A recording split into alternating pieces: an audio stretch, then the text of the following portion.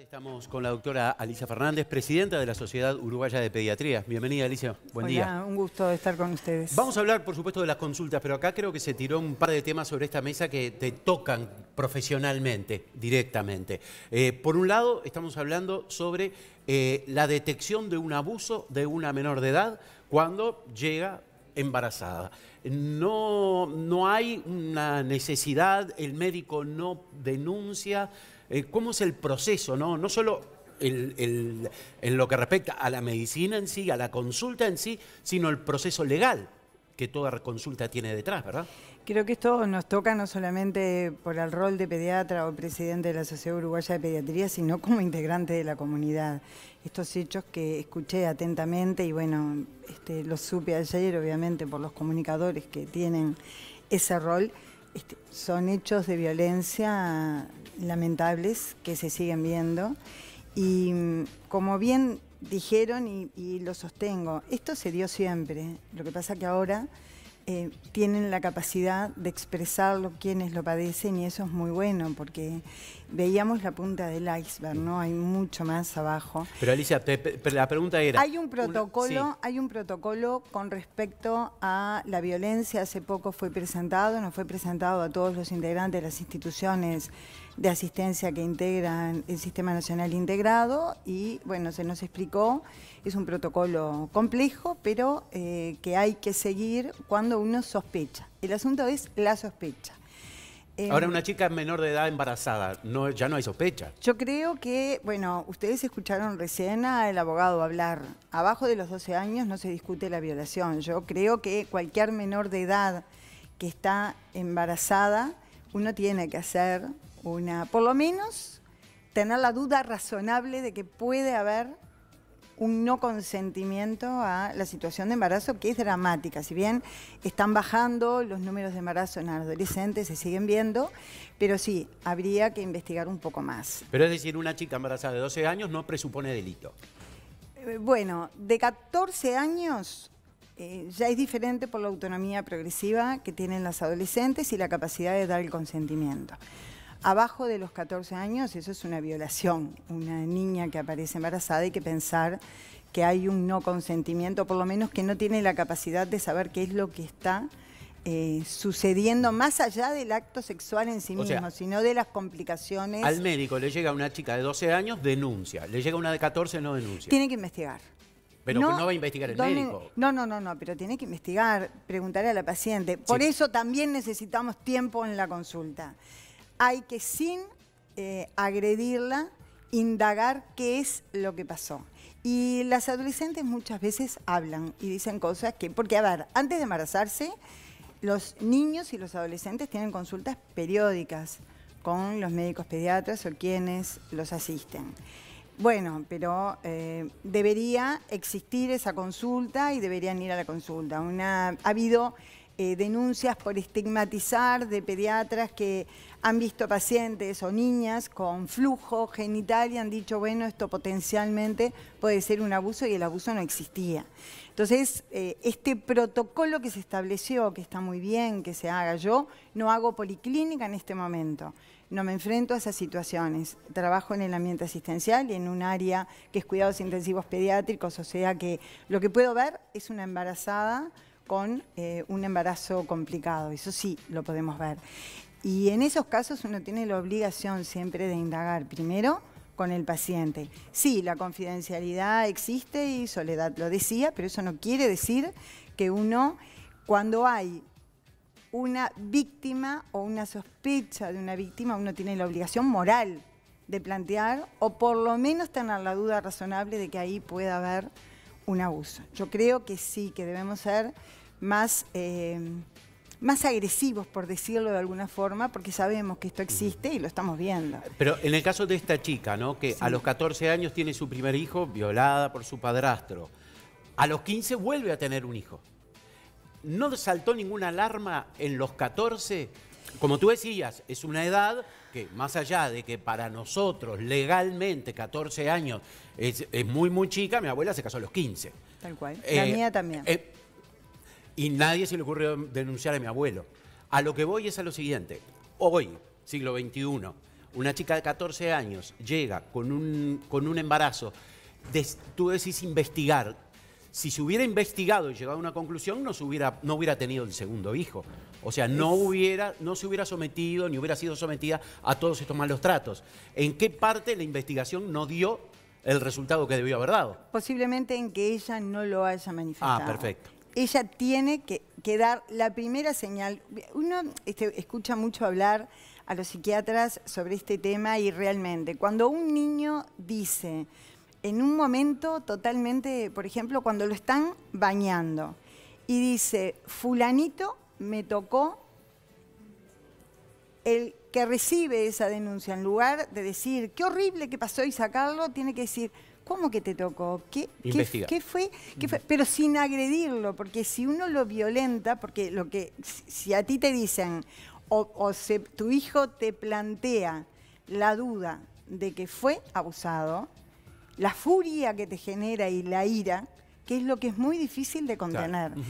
Si tú en ese momento le decís, y que insisten mucho los psiquiatras en esto, y en esta preparación que nos hicieron a quienes integramos los equipos de salud, porque hay que prepararse para que te diga tu hijo eso y no saltar, o que venga a la consulta y no decir. Qué horrible. Entonces, hay que tener cuidado, decirles, esto no te pasa solo a ti, contame qué fue lo que sucedió, manteniendo la calma, y entonces ahí sí, bien, él va a hablar.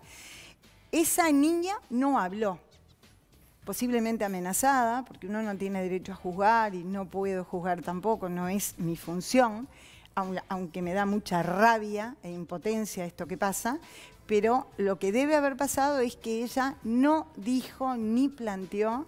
Al contrario, debe haber recibido a su hijo con amor porque era la única propiedad que ella tenía y lo único que le podía dar paz en ese momento. Hay que ponerse en ese lugar que no es fácil. Decías que para estas investigaciones también se necesitan estos 3 minutos de diferencia.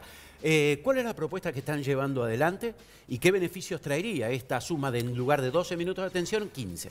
Parecen pocos, 3 minutos, pero son muchos. Y bueno, yo en este momento no hago policlínica, pero eso no quiere decir que no haya hecho antes y que haya visto lo que sucede. Claro. Y en este momento, además, con la implementación de las historias clínicas electrónicas, tú llegas al médico, el médico escribe, entonces ese tiempo que teníamos de mirar al otro, de hablar con... Voy a hablar como pediatra, además, de hablar con las madres, de explicarles las medidas de prevención, todas las cosas en las que tanto insistimos, la alimentación, aunque el carnet del niño, de la niña, incluso hay un carnet para los chiquitos que padecen síndrome de Down, están completos. Las madres pueden mirar y decir, a los 4 meses, a los 6 meses, tengo que hacer tal cosa, o tiene que hacer esto, o se tiene que recibir tal inmunización. Es la obligación del pediatra de hablarlo, de tener esa instancia, de fortalecer el vínculo pediatra-paciente-familia. Si esto hubiese pasado adecuadamente, posiblemente, en esta chica, el pediatra hubiese detectado algo que le hubiese llamado la atención. Es muy probable que así fuera. Y entonces, por eso insistimos. Esto es mejora de calidad asistencial. Nosotros no estamos reclamando aumento de sueldo, y eso lo aclaro. Las mutualistas tampoco, las instituciones de asistencia tampoco pierden, porque si yo no tengo tiempo para atender un niño, ¿qué es lo que hago? Viene un niño con tos, con fiebre, ¿no? Entonces, en lugar de examinarlo adecuadamente, le digo, voy a pedirle una radiografía de tórax para quedarnos tranquilos. Eso insume un costo. Las mutualistas no piensan en eso. Eso es más costoso que dar unos minutos más a la atención. Recién una mamá, y escuché que decía, o una señora decía en los comentarios que leyó Soledad, es que no estaba de acuerdo porque las esperas se hacían eternas. Yo creo que si las instituciones de asistencia médica colectiva, cuando tú pedís una hora, te dicen más o menos a las 10:30 tiene la consulta o a las 16 horas, tú no vas a las 2 de la tarde cuando empieza la consulta, vas a las 16. Eso de pronto es una cosa que se puede, que en muchas instituciones se hace, regularizar como para que lleguen sobre la hora de la atención. Y lo otro que creo que es muy importante y es que porque como usuarios, porque todos nosotros somos usuarios del Sistema Nacional Integrado, que si no podemos ir a una consulta, avisemos, cosa que no hacemos. Lo que hacemos es faltar directamente. Entonces, eso hay que avisarlo, porque de esa forma se optimizan los tiempos de la consulta y se le avisa a otro paciente, puede venir, o a otro que haya pedido, que eso es muy importante. Tenemos algunos mensajes de los televidentes justamente acerca de este tema, los compartimos con ustedes. Es Adrián que dice, no creo que sea necesario el aumento de 3 minutos, con que los médicos lleguen en hora es suficiente. Buen día, dice Norma, estoy a favor del pedido de aumento de tiempo de consulta, eso irá en beneficio de una mejor relación médico-paciente. Alicia, muchas veces hemos estado en la sala de espera, esperando la hora, esperando el turno, pensando, preguntando en qué número van, nadie dice nada y de repente vemos pasar al médico que media hora, 45 minutos después de empezada la consulta, recién entra en el consultorio. Y eso cuando lo vemos entrar, porque entra por la parte de adelante. Supongo que entre consultorios habrá algún pasadizo o alguna forma de llegar sin pasar por donde están los pacientes. ¿Qué pasa? ¿Alguien controla que ese médico entre en hora? Y no estoy hablando de la hora que entra en la mutualista, sino a la hora que abre y recibe el primer paciente, que es cuando debería empezar, por lo menos la relación paciente, ¿no? Estamos claros. Pero ahí ya empieza mal la relación médico-paciente. Sin duda. Creo que eso es un problema de responsabilidad y de ética de cada uno de nosotros, que tenemos un horario que debemos cumplir. Y bien lo dijiste tú, no es marcar mi ingreso al lugar de trabajo, sino mi ingreso a la policlínica. Sí, esas cosas las personas y todos los usuarios tenemos derecho a denunciarlas en los lugares donde se trabaja y a donde nos asistimos. Sí, lo tenemos que denunciar. Esas cosas no pueden pasar. Eso afecta desde el vamos la relación médico-paciente, pero dejemos de lado a esas situaciones que Adrián lo expresaba recién en el correo que tú leíste. Lo que a mí me parece que, considerando que el médico cumpla su función, que entre a trabajar no a la institución, sino al lugar de trabajo, a la policlínica o a la emergencia, en el lugar, en el momento que le corresponda. A partir de ahí es que nosotros exigimos ese tiempo. Esto es para policlínica, ¿no? Porque son emergencias más difíciles de cumplir.